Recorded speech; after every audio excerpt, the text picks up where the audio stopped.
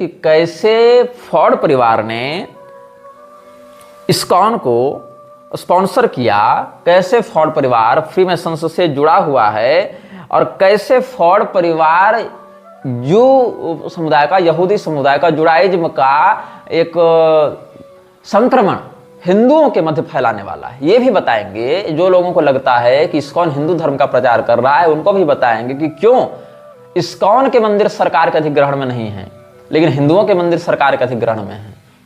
क्योंकि इस्कॉन स्वयं को हिंदू नहीं मानता है, इस्कॉन स्वयं को इस्कॉन मानता है, इस्कॉन स्वयं को हिंदू नहीं मानता है। जो खुश होकर तुम लोग उछलते हो ना, इस्कॉन हिंदू धर्म का प्रचार कर रहा है, इस्कॉन हिंदू शब्द से ही नफरत करता है। और इसका प्रमाण भी हम आपको देते जाएंगे, आप केवल सुनते जाइए, आप केवल इन तथ्यों से अवगत होते जाइए।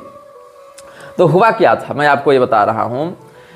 जो बाइडेन, जो कि वर्तमान में अमेरिका का पूर्व राष्ट्रपति है, पिछली सत्ता उसी की थी, तो जो बाइडेन अभी 1 महीना भी नहीं बीता है, 19 जनवरी 2025 को आधिकारिक रूप से फ्रीमेसन का सदस्य बना है। और इसके विषय में समाचार भी निर्गत किए गए थे। Joe Biden was declared a master mason at sight by the Prince Hall Grand Lodge of South Carolina on January 19, 2025। Master mason की उपाधि उसको प्राप्त हुई है प्रिंस हॉल ग्रैंड लॉज, जो साउथ कैरोलिना में फ्रीमेसन्स का एक ऑफिस है या उसका इंस्टीट्यूट है, वहां पर एक मुख्यालय जैसा है, वहां पर इसको ये उपाधि मिली है। और जो पहला राष्ट्रपति था जॉर्ज वाशिंगटन, वो भी फ्रीमेसन्स का उच्चाधिकारी रहा है। क्या कहते हैं freemasons, beginning with the nation's first president George Washington. और आधिकारिक रूप से सत्ता में रहते हुए फ्रीमेसन्स का जो उद्घोषित सदस्य रहा है वो कौन था, फोर्ड परिवार का ही एक व्यक्ति था। क्या नाम था, गेराल्ड फोर्ड। इसके विषय में भी आप जान लें, ये 1913 ईस्वी में जन्मा था, 2006 ईस्वी तक जीवित रहा था और 9 अगस्त 1974 से लेके 20 जनवरी 1977 ईस्वी तक ये अमेरिका का राष्ट्रपति रहा था। कौन, गेराल्ड फोर्ड, गेराल्ड फोर्ड, या इस प्रकार से कुछ इसका उच्चारण होगा, तो गेराल्ड फोर्ड ही होना चाहिए। The most recent president to have undisputed membership is Gerald Ford, ये था। तो इसमें क्या हुआ है, हेनरी फोर्ड के विषय में हम बताना चाहेंगे। हेनरी फोर्ड वो व्यक्ति है जिसने फोर्ड फाउंडेशन की नींव रखी थी। फोर्ड फाउंडेशन बाहर से गाड़ियां बनाने का काम करता है, ऑटोमोबाइल का उसका बिजनेस है।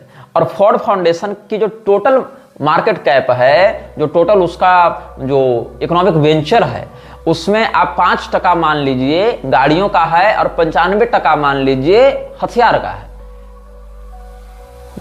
फोर्ड फाउंडेशन का 95% जो पैसा है वो किस में इन्वेस्टेड है, युद्ध में, हथियार में, मिसाइल्स में, वेपन्स में, टैंक्स में, बंदूकों को बनाने में, आर्मर वाली गाड़ियां फौज के लिए बनाने में। मतलब 95% पैसा वो कहां लगाए हुए हैं। जैसे सैमसंग कंपनी से आपको क्या लगता है, सैमसंग किस चीज की कंपनी है, तो आपको लगता है सैमसंग मोबाइल बनाने की, टैबलेट बनाने की, लैपटॉप बनाने की कंपनी है। लेकिन सैमसंग अपने पूरी पूंजी के बहुत छोटे से हिस्से में ये काम करती है। सैमसंग का मुख्य जो कार्य है वो रियल एस्टेट का है, होटल्स का है, होटल चेन का है, रियल एस्टेट का काम है सैमसंग का मुख्य। और सैमसंग जो है वो बाहर से केवल स्वयं को एक मोबाइल कंपनी के रूप में एडवर्टाइज करती है। वैसे ही फोर्ड का बाहरी रूप है ऑटोमोबाइल कंपनी के रूप में, आंतरिक है उसका हथियारों के सेक्टर में इन्वेस्ट करने का। फिर से बैंकिंग सेक्टर में फोर्ड का बहुत बड़ा हाथ है। फोर्ड का बैंकिंग सेक्टर और हथियार सेक्टर दोनों में जितना इन्वेस्टमेंट है वो 95% काम में लगा हुआ है। हालांकि बैंकिंग सेक्टर जो है वो उसके लिए टर्सरी आता है, टर्सरी सेक्टर में आता है, क्योंकि हथियारों वाले पैसे को कहां वो इन्वेस्ट करेगा, का तो सूदखोरी में लगाएगा। सूदखोरी का लीगल प्रारूप क्या है, फिर बैंकिंग सिस्टम है। तो बैंकिंग सिस्टम में डायरेक्ट इन्फ्लुएंस नहीं है इकोनॉमी के दृष्टिकोण से, वो वाया हथियारों से है, वाया वो वेपन्स बनाकर बैंकिंग में अपना इन्वेस्ट करती है और बाहर से अपनी ब्रांडिंग को स्टेब्लिश करने के लिए गाड़ियों का आश्रय लेती है। ये फोर्ड कंपनी का एक सत्य है। तो फोर्ड कंपनी की नींव किसने रखी थी, हेनरी फोर्ड ने। और हेनरी फोर्ड क्या था, हेनरी फोर्ड फ्रीमेसन्स का एक उच्चाधिकारी रह चुका है। फ्रीमेसन्स मृक्षराज की एक बड़ी प्रसिद्ध और सक्रिय संस्था है। तो बता रहे हैं आपको हम, जो समाचार इसमें प्राप्त है आप सुनेंगे। At the annual meeting of the Supreme Council for the Scottish Rites Northern Masonic Jurisdiction held in September 1940 in Cincinnati, Ohio, George E. Bushnell, deputy for the state Michigan, presented the name of Henry Ford of Dearborn, Michigan, to receive the degrees of the right from the 4th to the 32nd, inclusive, and thereafter the 33rd degree, and asked for unanimous consent to ballot upon this nomination. The request was granted, and the ballot spread, and it proving to be clear, Henry Ford was declared to be elected to receive the degrees of the right from the 4th to the 32nd, inclusive, in some value of the jurisdiction in which the degrees were being worked under the direction of sovereign grand commander, and the 33rd degree after he has been duly created a sublime prince of the royal secret. 32nd degree, prince of the royal secret, freemasons के जो शाही रहस्य हैं उनका रक्षक राजकुमार, ये उपाधि किसको मिली थी? हेनरी फोर्ड को। हेनरी फोर्ड इनिशियली 4थे डिग्री का फ्रीमेसन्स था, लेकिन चूंकि इसमें यह प्रतिभा थी, यह वफादारी थी अपने उस पैशाचिक संस्था के प्रति कि इसने अपने व्यापारिक इन्फ्लुएंस से, अपनी तेज तर्रार दिमाग की स्थिति से उस समय जो स्कॉटिश राइट जो अनुभाग था फ्रीमेसन्स का, वो जो लाइनेज है नॉर्थर्न मैसोनिक जुरिस्डिक्शन के अंतर्गत, वहां के जॉर्ज ई बुशनेल, जो कि मिशिगन शहर का डेप्यूटी हुआ करता था, मिशिगन राज्य का डेप्यूटी हुआ करता था, उसने हेनरी फोर्ड का नाम प्रस्तावित किया कि इसको 4थे से लेकर सीधे 32वें डिग्री का प्रमोशन दिया जाए। मतलब आप ऐसा समझ लीजिए कि आपसे हवलदार और आप सीधे बन गए आईजी। आप कांस्टेबल, सीनियर कांस्टेबल मान लीजिए, एकदम जीडी तो नहीं थे, फर्स्ट सेकंड रैंक में नहीं थे आप 4th में थे, आप हेड कांस्टेबल थे, लेकिन आपको बना दिया गया सीधे आईजी। ये आप समझ लीजिए। तो इसके लिए बाकायदा वहां पर मीटिंग हुई, और जब जॉर्ज ई बुशनेल ने इसके नाम को प्रस्तावित किया, हेनरी फोर्ड के नाम को, कब किया? सितंबर 1940 में ओहियो में ये हुआ था सम्मेलन। तो वहां पर जो बैलेट वोटिंग हुई एनोनिमस, वहां से उसको बढ़ोतरी का समर्थन दिया गया, और फिर इसको 32nd डिग्री होल्डर बनाया गया, और फिर वहां पर ये अच्छा काम किया, फिर इसको 33rd डिग्री होल्डर भी बनाया गया। अब आगे क्या हुआ? At the time that the Northern Masonic Jurisdiction Supreme Council conferred the 33rd degree on him of age 77, Henry Ford had been a mason for 46 years, having been raised in Detroit's Palestine Lodge number 357 in 1894 at age 37। 1894 ईस्वी में, जो कि 1863 का इसका जन्म था, तो 1894 में 31 वर्ष का हो जाएगा कौन? Henry Ford. तो हेनरी फोर्ड जो है वो 31 साल की उम्र में जो डेट्रॉइट का फलस्तीन लॉज था, जिसका क्रमांक 357वां, रूम नंबर 357वां था, वहां पर फ्रीमेसन्स के ही छत्रछाया में ये पला बढ़ा आगे हुआ। और on the evening of December 6, 1940, the Supreme Council opened a special meeting to confer the 33rd degree on Henry Ford at the Masonic temples in Detroit, Michigan।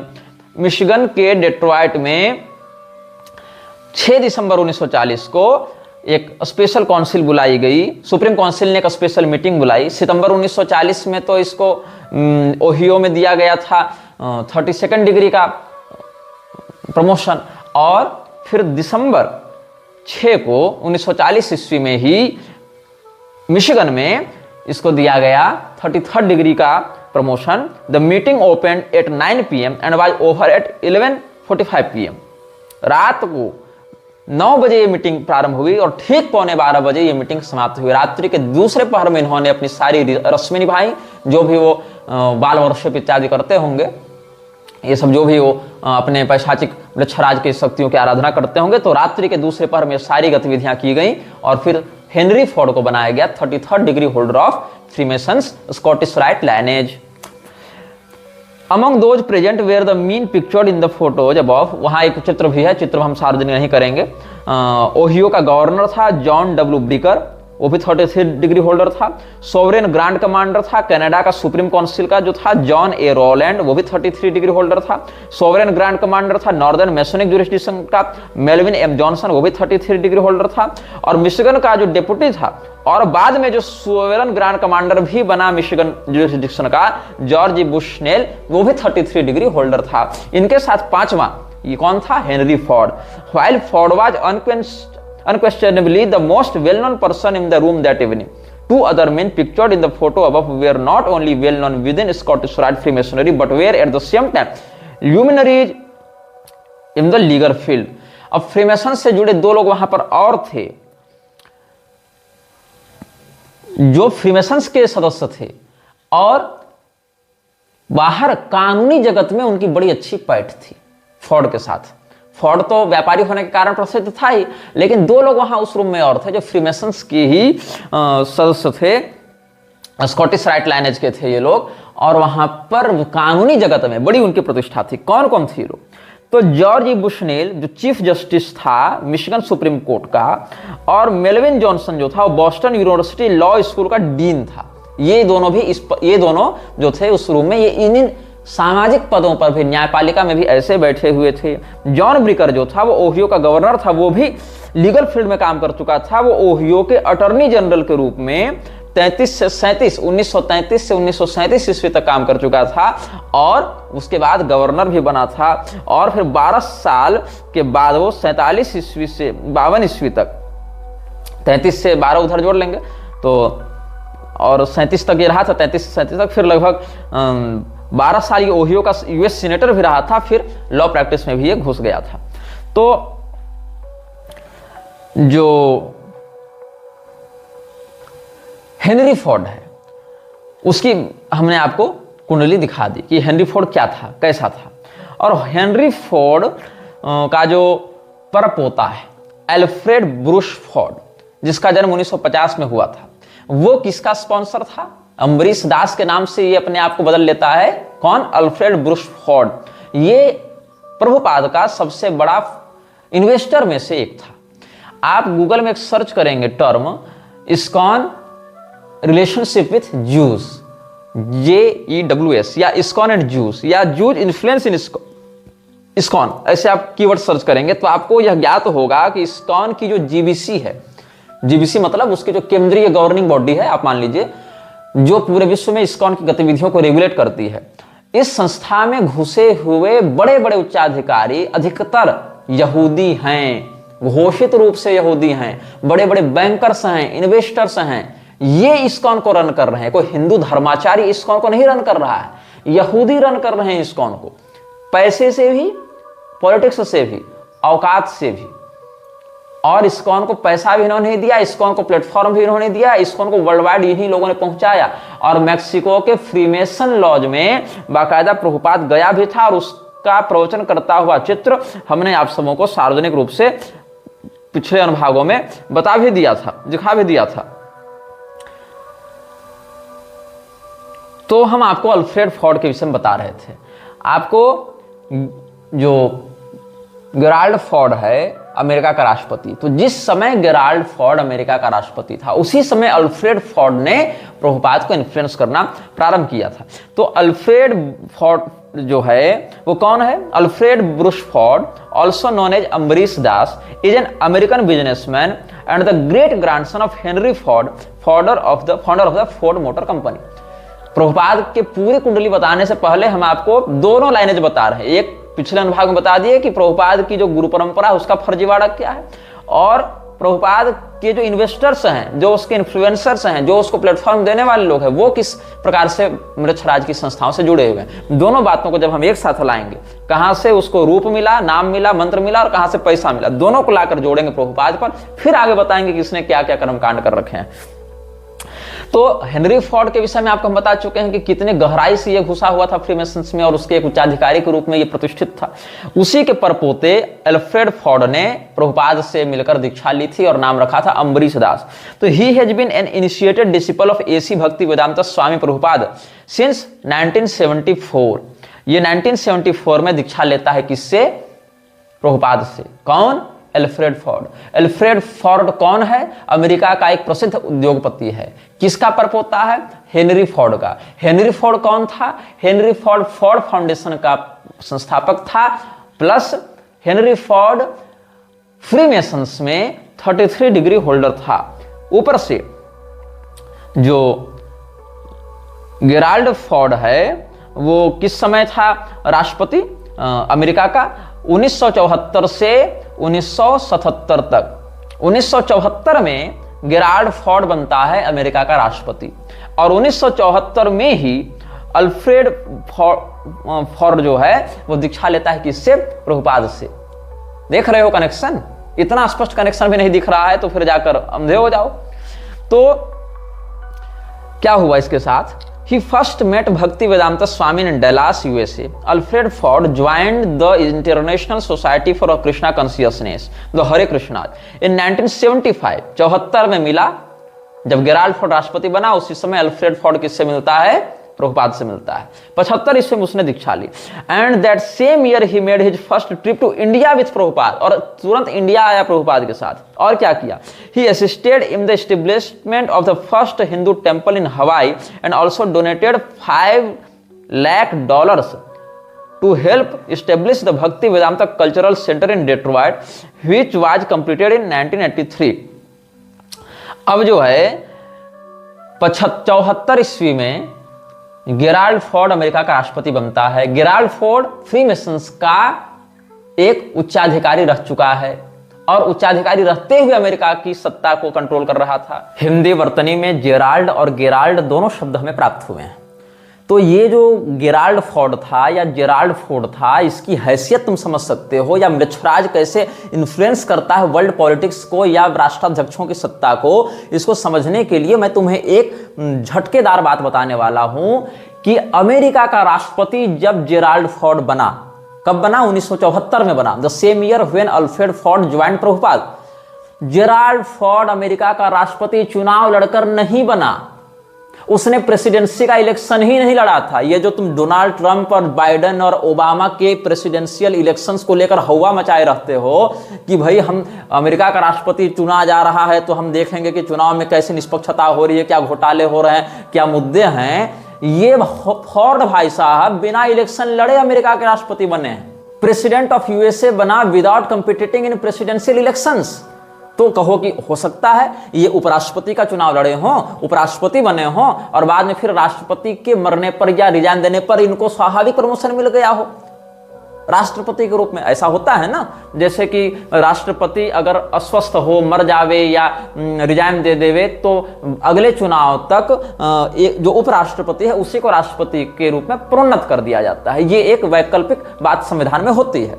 किंतु मजे की बात क्या है कि जेराल्ड फोर्ड भाई साहब ने तो उपराष्ट्रपति का भी चुनाव नहीं लड़ा था, ये वाइस प्रेसिडेंसी का भी चुनाव नहीं लड़े थे, प्रेसिडेंसी का भी चुनाव नहीं लड़े थे, लेकिन सीधे प्रेसिडेंट बने। और ये नहीं कि इनके प्रेसिडेंट बनने के बाद मध्यावधि चुनाव करवा दिया गया, नहीं, बढ़िया ये लगभग 800-900 दिनों तक राष्ट्रपति बने, मतलब मोर देन 2 इयर्स ये राष्ट्रपति बने रहे। 74 से 77 तक बने रहे ये। हालांकि 77 पूरा नहीं रहे, 74 पूरा नहीं रहे, 75-76 पूरा रहे, और उधर 74 का उत्तरार्ध और इसका पहले 77 में। लेकिन लगभग ये 2.5 वर्षों तक राष्ट्रपति बना रहा अमेरिका का कौन? Gerald Ford. फ्रीमेसन्स का 33 डिग्री होल्डर था, चुनाव नहीं लड़ा। समझ रहे हो? हेनरी फोर्ड डेट्रॉयट में 33 डिग्री होल्डर बनता है। जेराल्ड फोर्ड फ्रीमेसन्स का 33 डिग्री होल्डर बनता है। जेराल्ड फोर्ड जो फ्रीमेसन्स का घोषित उच्चाधिकारी था, बिना राष्ट्रपति या उपराष्ट्रपति का चुनाव लड़े सीधे अमेरिका का राष्ट्रपति 2.5 साल तक बना रहता है। और जिस साल वो राष्ट्रपति बनता है उसी साल हेनरी फोर्ड का परपोता अल्फ्रेड फोर्ड ज्वाइन करता है प्रभुपाद को, और अगले ही साल भारत आता है। और उसके अगले ही साल जब जेराल्ड फोर्ड बना हुआ था बिना चुनाव लड़े अमेरिका का राष्ट्रपति, तब डेट्रॉयट में हेनरी फोर्ड का जहां अभिषेक हुआ था 33 डिग्री होल्डर के रूप में, उसी शहर में प्रभुपाद कल्चरल सेंटर बनाने के लिए लाखों डॉलर का दाम देता है अल्फ्रेड फोर्ड प्रभुपाद को। यह कनेक्शन समझ में आ रहा है तुमको? हेनरी फोर्ड डेट्रॉयट में बनता है फ्रीमेसन्स का 33 डिग्री होल्डर। 1974 में गेराल्ड फोर्ड बनता है अमेरिका का राष्ट्रपति, वो भी फ्रीमेसन्स का 33 डिग्री होल्डर। अल्फ्रेड फोर्ड जो हेनरी फोर्ड का परपोता है, वो 1974 ईस्वी में ही, the same year when Gerald Ford became the president of USA, in the same year Alfred Ford joined ISKCON and initiated the discipleship of Prabhupada in 1975। ये भी ध्यातव्य बात है। तो प्रभुपाद से 1974 में मिला अल्फ्रेड फोर्ड, उसी साल जिस साल गेराल्ड फोर्ड अमेरिका का राष्ट्रपति बना था, जो फ्रीमेसन्स का सदस्य था। अल्फ्रेड फोर्ड का परदादा भी फ्रीमेसन्स का सदस्य था। अल्फ्रेड फोर्ड का परदादा डेट्रॉइट में फ्रीमेसन्स का उच्चाधिकारी बना था। अल्फ्रेड फोर्ड प्रभुपाद से 1974 में मिला, 75 में भारत आया दीक्षा इत्यादि लेके, और फिर $5 लाख उसने डेट्रॉइट में इस्कॉन के संस्थापना के लिए, प्रभुपाद कल्चरल सेंटर का स्थापना करने के लिए डोनेट किया। समझ रहे हो कैसे घुसा हुआ है? इस्कॉन हिंदू धर्म का प्रचार कर रहा है।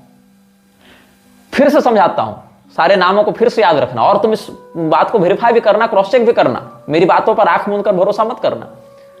हेनरी फोर्ड डेट्रॉइट में बनता है 1940 में, 1940 ईस्वी में, फ्रीमेसन्स का 33 डिग्री होल्डर। कौन बनता है? Henry Ford. कहां बनता है? डेट्रॉइट में। उसका परपोता अल्फ्रेड फोर्ड 1974 में प्रभुपाद से मिलता है। 1974 ही वह साल है जब गेराल्ड फोर्ड बना अमेरिका का राष्ट्रपति। गेराल्ड फोर्ड फ्रीमेसन्स का एक उच्चाधिकारी रह चुका है। अल्फ्रेड फोर्ड प्रभुपाद से मिलता है 74 में, 75 में दीक्षा लेता है और $5 लाख देता है। किस बात के लिए? कि मेरा परदादा हेनरी फोर्ड जिस डेट्रॉइट में फ्रीमेसन्स का 33 रैंक होल्डर बना था, डिग्री होल्डर बना था, वहां पर आप प्रभुपाद कल्चरल सेंटर की स्थापना कीजिए। ये बात हो गई। अब आगे देखो क्या हुआ। इतना ही नहीं, 1983 में ये पूरा भी हो गया था सेंटर बनकर। Alfred Ford has made many significant donations to ISKCON over the years which has assisted ongoing projects to build the Pushpa Samadhi Mandir of Prabhupada. He is the chairman of Shri Mayapur temple of the Vedic planetarium, also called TOVP। In October 2003 में Ford spent a week in Moscow lobbying for the construction of a proposed $10 million Vedic cultural center. It was said that Ford would make a significant financial contribution for the project if it happened. He also bought a $600,000 mansion to house a Hare Krishna temple and learning center in Honolulu. अघोषित रूप से कितना दिया है ये कोई नहीं जानता है। ये हाल है इसका। तो यही अल्फ्रेड फोर्ड, यही गेराल्ड फोर्ड, यही हेनरी फोर्ड, ये पूरा फोर्ड परिवार जो कि फ्रीमेसन्स के घोषित और सक्रिय उच्चाधिकारियों में से रहे हैं, ये प्रभुपाद को कैसे इन्फ्लुएंस करते हैं और कैसे प्रभुपाद इन लोगों से पैसा लेकर, और इधर की जो गौड़ीय मठ की जो नकली परंपरा थी, जो कि केदारनाथ दत्त और विमल प्रसाद दत्त ने विद्रोह करके गौड़ी संप्रदाय से अलग करके अपना एक इस्टेब्लिशमेंट किया था, उन दोनों को जोड़कर इस्कॉन को आगे बढ़ाता है और लोगों को मूर्ख बनाता है कि हम भगवान का प्रचार कर रहे हैं, हम तो हरे कृष्ण आंदोलन कर रहे हैं, हम तो लोगों को गोलोक भेज रहे हैं। ये सब बातें।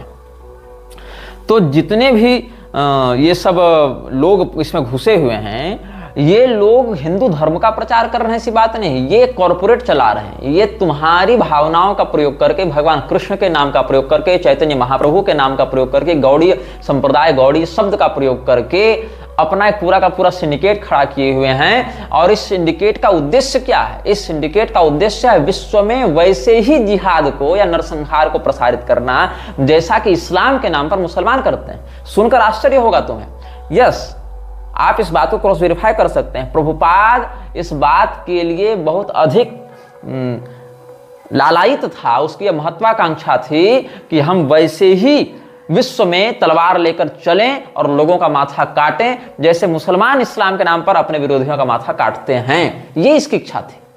और आप बोलेंगे इसका प्रमाण क्या है? तो प्रमाण मिलेगा, बिल्कुल मिलेगा, लेकिन प्रमाण यहां नहीं मिलेगा। प्रमाण मिलेगा आगे के अनुभागों में, क्योंकि 2 अनुभागों में हम आपको बताए हैं कैसे केदारनाथ दत्त और विमल दत्त के फ्रॉड को आगे बढ़ाया अभय डे ने, उर्फ प्रभुपाद ने, और कैसे फ्रीमेसन्स का पूरा सहयोग इसने आर्थिक रूप से प्राप्त किया और अपने एक संस्था को क्रिएट किया। और फिर आगे बताएंगे कि कैसे ये लोग हिंदू धर्म के अन्य संप्रदायों को गाली देते हुए, अन्य देवताओं को गाली देते हुए ईसाईयत या इस्लाम की प्रशंसा करते हैं, कैसे ये लोग तरह तरह की अनैतिक गतिविधियों में लिप्त हैं, और कैसे इन्होंने विश्व में नरसंहार की योजना बनाई थी या बना रहे हैं गुप्त रूप से। इन विषयों पर सब प्रमाण, एक एक वाक्य को कोट करते हुए, उसका प्रमाण देते हुए, प्रभुपाद ने कहां कहा, कब कहा, किस तारीख को कहा, कहां लिखा, किसके सामने कहा, सारे प्रमाण के साथ हम आपको ये सब आगे के अनुभागों में व्यक्त करेंगे।